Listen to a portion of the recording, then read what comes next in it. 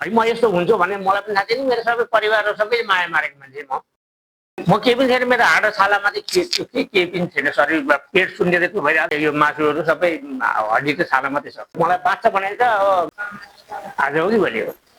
भन्ने मात्रै थियो अनि मेरो भतिजो राजेन्द्रसँग कुरो भयो त्यो औषधि आइपुग्यो त्यहाँबाट अनि आज खाएँ भोलि खाएँ पछि 3 दिनदेखि चाहिँ अनिखेर पेट घट्न थाल्यो त्यहाँबाट खाना रुच्न थाल्यो निद्रा लाग्यो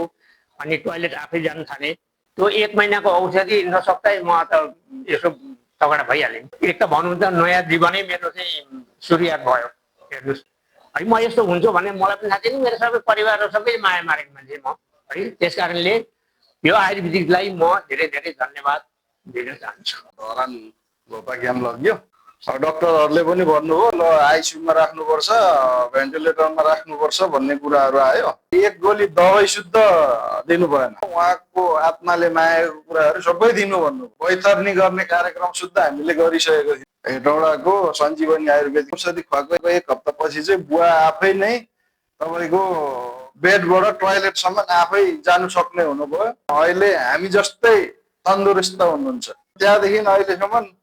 1 गोली दबाई पनि खानु भएको छैन मेरो नाम चाहिँ राजेन्द्र श्रेष्ठ काकाको कन्डिसनमा भन्नुपर्दा दसैँ तिहार पनि हामीले मान्न पाउँछौँ जस्तो हामीलाई फिल भएन सञ्जीवनी आयुर्वेदिक क्लिनिक तर यो औषधि गरिसकेपछि चाहिँ त्यो 1 महिनाको ट्रिटमेन्टमा चाहिँ यो रिजल्ट आउँछ भनेर मैले पनि कल्पना गरेको थिइनँ अब अहिले खेततिर जाने बारीतिर फुलमा पानी सानी हाल्ने सबै कुरो गरेर जानुपर्छ काठमाडौँ पोखरा सबैतिर हिँड्न सक्ने भएपछि मेरो मान्छे चाहिँ 100% ठिक भएको नाताले र धेरै मान्छेहरूलाई पनि के भन्छु भने राम्रै हुन्छ भनेर म ठोका गरेर भन्न सक्छु।